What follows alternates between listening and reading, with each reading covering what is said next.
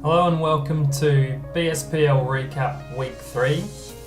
It's Lloyd here, flying solo for today. So I might brush over the games a little bit quicker than normal and maybe spend a little bit of extra time talking about the state of the ladder at the end.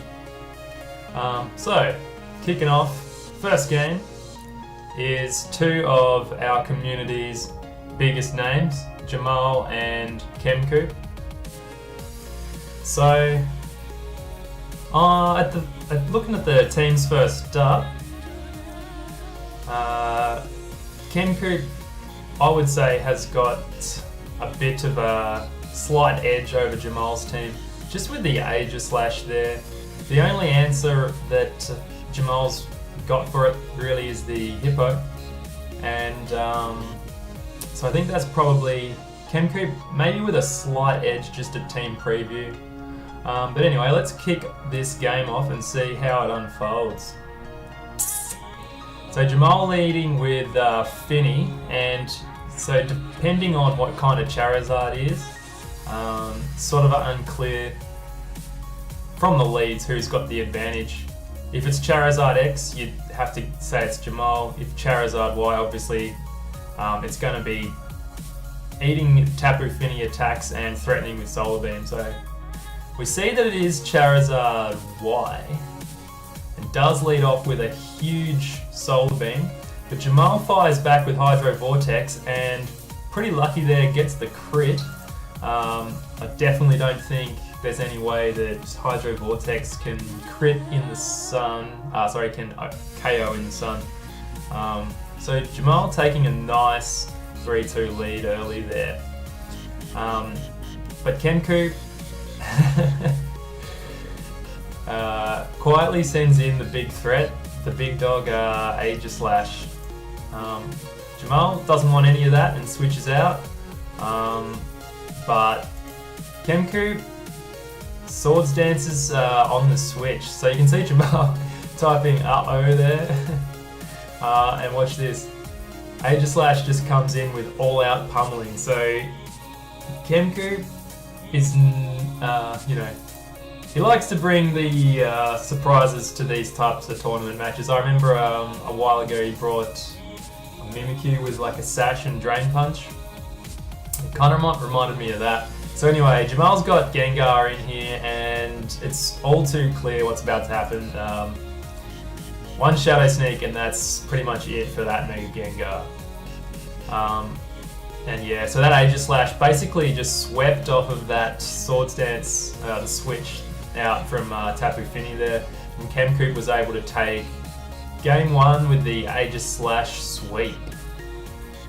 So you'd have to think Jamal would be thinking to himself right here, right, gotta adjust for that Aegis-Slash.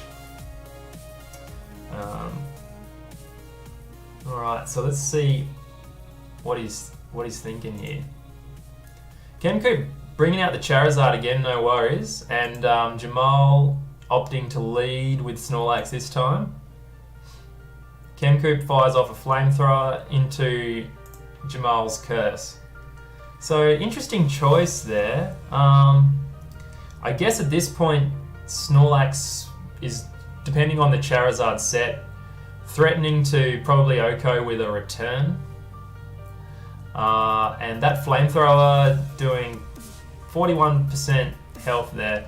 And if he's Gluttony with an Aya Papa Berry, then the Charizard probably needs to get out. So we see the Aegis-Slash come in, and Jamal makes an awesome play there, taking advantage of the sun and just one-shotting that threat to his team with a sun-boosted Fire Punch. Does get the crit.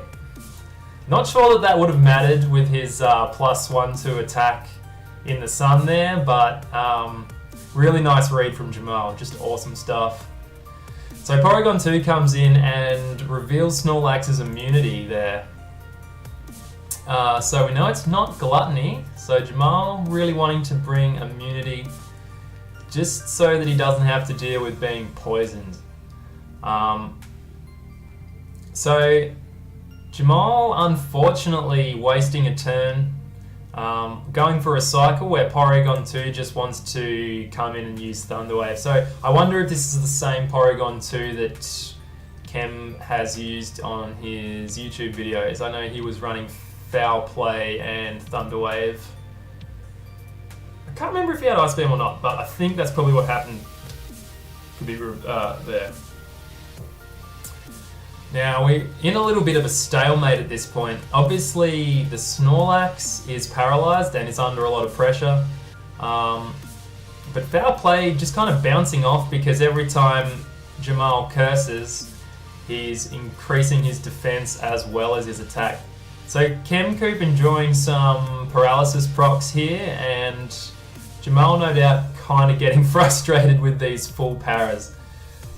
But in any case, Porygon 2 does have Recover, so it's definitely got the upper hand in this battle. So yeah, this stalemate obviously will continue on for quite a while until hopefully for Chemcoop, Porygon 2 can have some hacks come in and recover stall it. Maybe I will just click fast for the time being.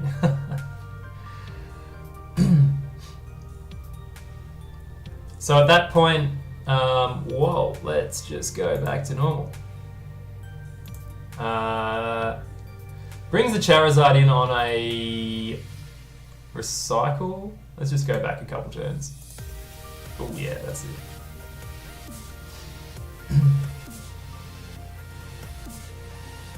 So yeah, gets the full power there, brings the Charizard in, assuming recycle, and then just takes advantage of the fact that Snorlax's special defense is not being boosted in any capacity, and it looks as though the Hippo can't really do anything to fight Charizard live. So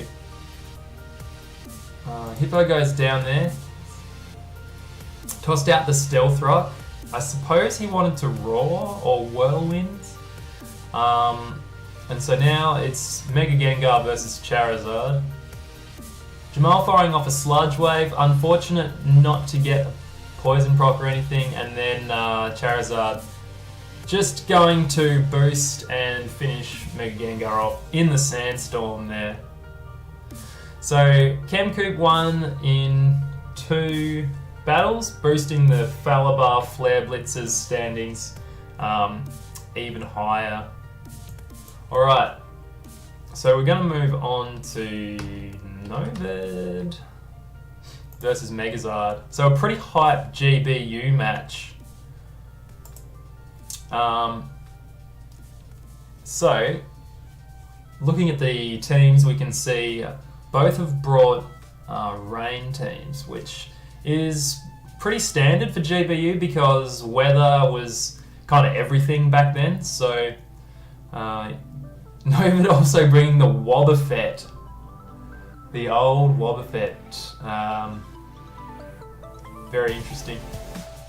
Very difficult to call who's got the stronger team from the team preview because they're both very similar. Anyway, let's jump right into it. So we get a Thundurus versus Politoed lead there. Thundurus, yeah, pretty solid, like risk-free lead in my opinion. If it's got Volt Switch, it can switch right out of Wobbuffet's Shadow Tag, and just has a overall fairly good matchup versus NOVED's whole team.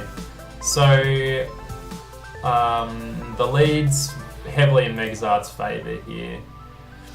So NOVED going straight into Wobbuffet, and Wobbuffet has to take a Thunder straight off the bat, and unfortunately for NOVED does get the paralysis proc there.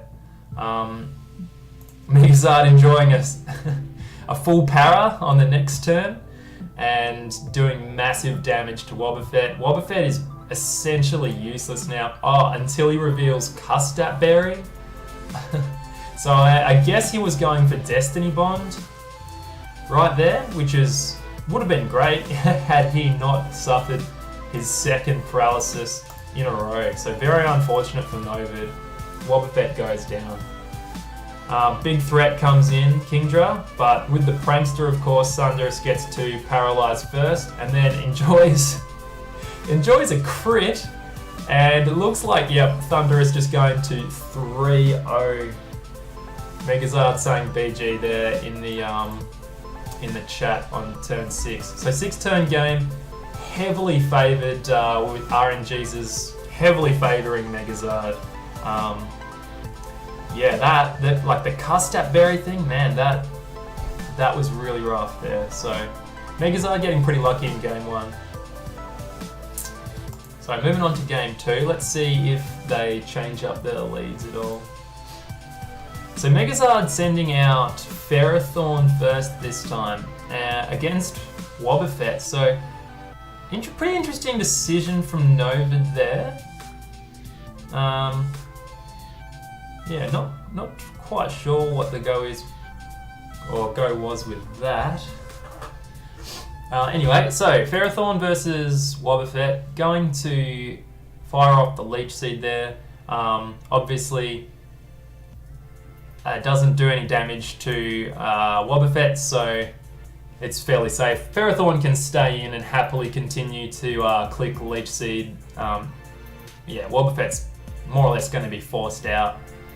So we do see the Conkeldurr. Conkeldurr is a lot stronger in GBU than it is in Gen 6 and 7. Nova trying to force Ferrothorn out there, but Megazard just keeps calm and stays in. Oh, no, sorry, no, that's not the end of the turn. So he brings Toxicroak in, and Nova fires off a Thunderbolt. Does good damage, 80% damage roughly to the Toxicroak, who's just firing back with an Ice Punch there, and gets the Sucker Punch off. Well, that was a good read from Megazard. Obviously Thundurus could have quite easily gone for some Prankster shenanigans. But I guess Megazard, pretty reasonably safe call to go for the Sucker Punch, because that turn. You'd think they would both want to eliminate each other. Conkeldurr and Toxicroak Drain Punch into one another, and the Toxicroak goes down. Thundurus comes back out. This Thundurus, oh man, putting in so much work for Megazard, and gets another Paralysis proc on Wobbuffet. So, maybe some justice being delivered there. Thundurus finally misses a Thunder.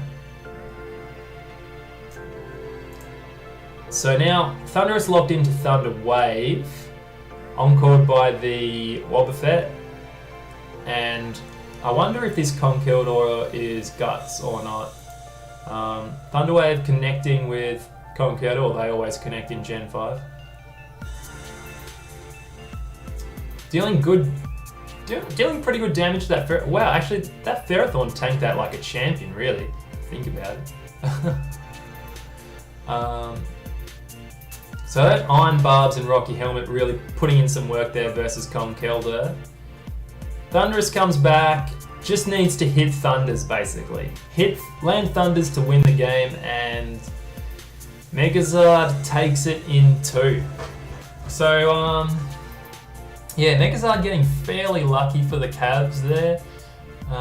Putting a score on the board for the Cavs.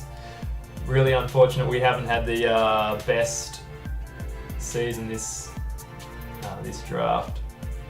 So 2 really big name matches there. We're going to shift it over to more of a 3-set match. Ooh. Another GBU, so this is Kaori versus Average Fella.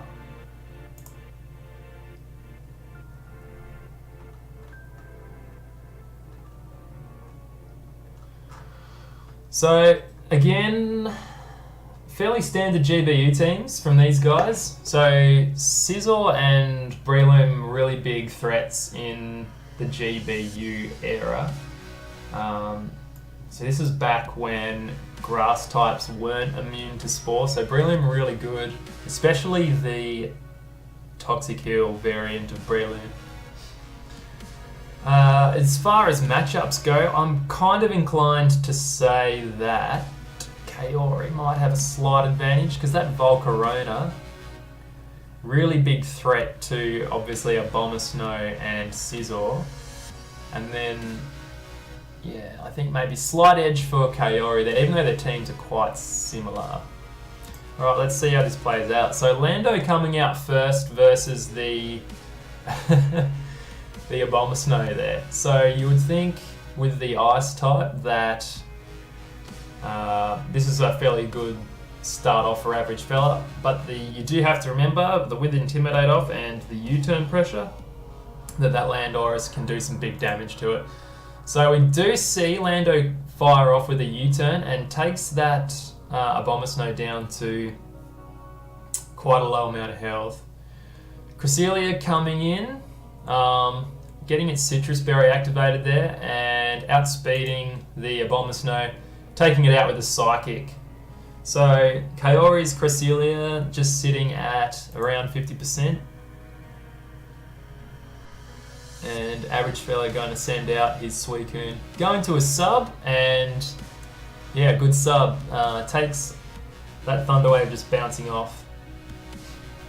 Kaori going to switch over to his Raikou and put some pressure back onto average fella there, threatening with super effective damage. Breaks the sub with a Thunderbolt, and Suicune not really able to do that much damage, even with its boosted special attack and that Scald there. Wow! Whoa! And Kaori getting really lucky on the switch to Conkeldurr there. That crit with the hail damage, able to one-shot the Conkeldurr, and that's massive for Kaori. So that crit, average fella just decides to forfeit. Obviously, Raikou's going to be one-shotting the Suicune when it comes back in. So game 1 goes to Kaori there. On to game 2. So we get the same Lando lead into Zapdos this time. So Zapdos outspeeding the Lando. So it looks like, was that Hidden Power Ice? Not sure, it doesn't say super effective. Anyway, so you'd think that this Lando's got to be pretty bulky. Fires off the Stealth Rock and switches into Cresselia. So Conkeldurr coming in to verse Cresselia, interesting choice. I guess you'd assume it's Assault Vest. Does take the Thunder Wave there. Takes massive damage from the... Wow. Alright, let's go through that sequence again. Alright, so we've got Stealth Rock and Hidden Power damage. Cresselia switch, fires off Hidden Power, and now we know that the Thunder Wave's coming in. So Conkeldurr comes in on the Thunder Wave, and now this next turn, far out. So obviously Cresselia is in the threatening position here. Fires off a Psychic, nearly takes Conk out, and then Conkeldurr just fires back with a Payback. Just one-shots that. Unfortunate paralysis proc on the Mach Punch from Conkeldurr there. And we know that this Zapdos outspeeds Lando, so it just comes in and Hidden Powers. So average fella is now at a 2-1 advantage versus Kaori, and we've got Raikou in here. Obviously, Raikou's good versus Zapdos. Zapdos is going to continue to fire off those Hidden Powers. And average fella revealing Scarf there. So let's just go back a couple of... Yeah. So when the Zapdos switches out here and Kaori gets the Calm Mind, I was thinking like, alright, here comes the Hidden Power Ice. Like, Raiku's obviously got a superior speed tier here to Garchomp. So it's going to one-shot it with Hidden Power Ice, and then it should be able to take out the Zapdos, but Average Fella just revealing the Scarf, and so that's basically all he really needs there. Oh, no, wait on. Raikou went down, didn't it? What am I saying? Ah, yeah, okay. Alright, well, anyway, on to game 3. So Kaori led Lando 3 games in a row. Explodes turn 1. Gets the crit. Explodes turn 1, gets the crit on Suicune, and this has now on turn 2 become a 2v2. So, man, these GBU games are just riddled with hacks, aren't they? Cresselia going for the Thunder Wave and enjoys a full paralysis proc on the Scizor there. Average Fella really feeling the pinch with these. Huge U-turn damage from Scizor coming out there onto the Raikou. I believe that in Gen 5, Technician, the damage from U-turn was boosted up from 60 to 90, so really cool, the Technician coming in there and doing huge damage. Now we know that this Garchomp is a Scarf Garchomp, and it's just deals with the Raikou there. Kind of surprised that Kaori didn't switch the Cresselia in onto the Earthquake, but anyway, he gets. So now we're down to like 1v2, Cresselia versus Garchomp and Scizor. So you'd think Average Fella should really be winning this, especially with that +2 attack. If he's got U-turn, then that's going to one-shot Cresselia. So gets the Swagger proc there, and it does a huge amount of damage to itself. It's itself in confusion twice in a row. Super unfortunate. Garchomp just going to lock into Outrage, and Kaori getting super lucky there. So lucky. Eats the Outrage and fires back an Ice Beam to one-shot the Garchomp. So, yeah, those 3 matches, pretty hacks full. We've had a lot of hacks this week, that's for certain. So I'm now just going to go over and have a little bit of a look at how the standings are shaping up. So Falabar Flare Blitzers just dominating at the moment. 3 wins in a row. The outright leaders, and looking like they're in really good shape. They are saying goodbye to Chemcoop for week 4 and 5, but actually no. I think that's maybe just week 5. Anyway, regardless, they are looking like top dogs for sure. Farseers, Thick Clubbers and Rocky Helmets all looking fairly good with a win each. So they're all in sairly good standings for the playoffs. We'll see how they go at the end of this week. But, so Saffron Side Pups still in with a shot. They've got the tie there. So, or 2 ties, is it? Looks like 2 ties. So that's reasonably good standing for them. They've definitely still got a shot and can make some ground up in the next coming weeks. Cavs, pretty unfortunate really. Still yet to claim even a tie.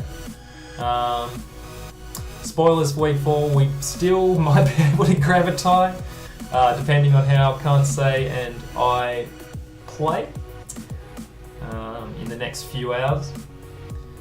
But yeah, not looking real good for the Cavs, sadly.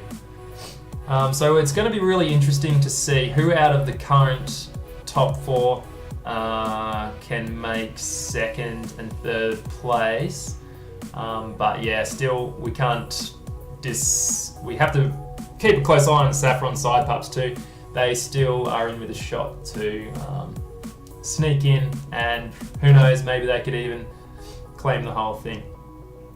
Alright, well, thanks for watching, guys. I'll catch you again in week 4. Good luck with your battles, and I'll see you next time.